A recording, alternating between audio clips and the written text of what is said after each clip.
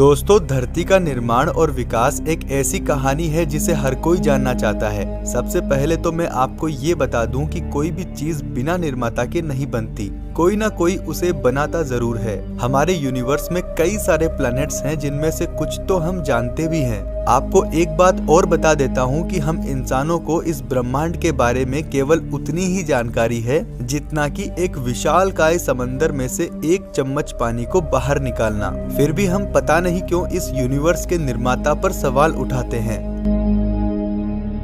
लगभग 6 बिलियन साल पहले, यानी सौर मंडल के निर्माण से भी बहुत पहले, ये है डस्ट और गैस का एक विशालकाय बादल। इस बादल का निर्माण अंतरिक्ष में होने वाले विस्फोट और ब्लैक होल से निकले मैटर के मिक्सर से हुआ था।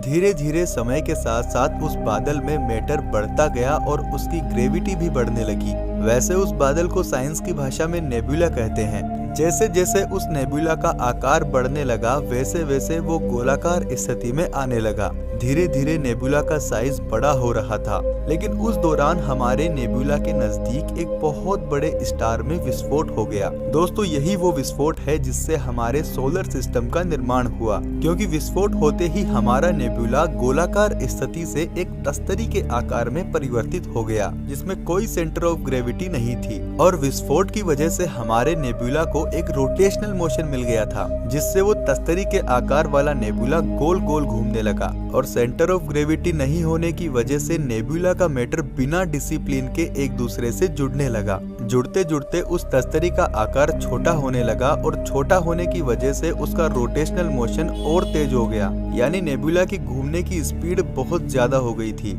अब स्पीड ज्यादा होने की वजह से धीरे धीरे मैटर सेंटर की तरफ इकट्ठा होने लगा और धीरे धीरे सेंटर में मैटर की भीड़ इकट्ठा हो गई और इसी कारण सेंटर में प्रेशर बढ़ने लगा और प्रेशर बढ़ने की वजह से सेंटर का तापमान भी बढ़ने लगा। फिर डस्ट और मैटर ज्यादा तापमान से रिएक्ट करने लगे। तब हाइड्रोजन अणुओं का एक दूसरे के संपर्क में आने से न्यूक्लियर फ्यूजन हुआ और हीलियम के अणु बनने लगे और फिर सूर्य का निर्माण हुआ।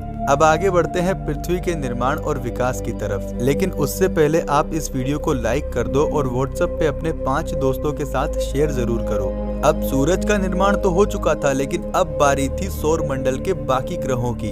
अब सौर मंडल के धूल के कण और चट्टानें आपस में मिलकर बड़ी बड़ी गोलाकार संरचनाएं बनाने लगे और इन्हीं गोलाकार संरचनाओं में से एक हमारी पृथ्वी भी थी, लेकिन वो पृथ्वी आज की पृथ्वी से 4 गुना छोटी थी। फिर एक विशालकाय आकार का प्लेनेट हमारी छोटी सी पृथ्वी से टकरा जाता है और टक्कर इतनी जबरदस्त थी कि दोनों प्लेनेट टक्कर के बाद एक दूसरे में मिल जाते हैं, लेकिन एक छोटा सा टुकड़ा बाहर निकल जाता है और इसे आज हम चांद के नाम से जानते हैं। हमारी पृथ्वी का साइज तो बड़ा हो गया था, लेकिन अब ग्रेविटी भी ज्यादा हो गई थी और ज्यादा ग्रेविटी की वजह से आसपास के सारे छोटे छोटे एस्टेरॉइड्स पृथ्वी से टकराने लगे। हजारों सालों तक मानो पृथ्वी पर एस्टेरॉइड्स की बारिश हो रही थी। धीरे धीरे हमारी पृथ्वी पूरी तरह पिघल चुकी थी, क्योंकि एस्टेरॉइड्स की टक्कर से तापमान बढ़ रहा था और पृथ्वी लावा में तब्दील हो रही थी। वक्त गुजरता गया और धीरे धीरे पृथ्वी पर एस्टेरॉइड्स का गिरना कम हो रहा था।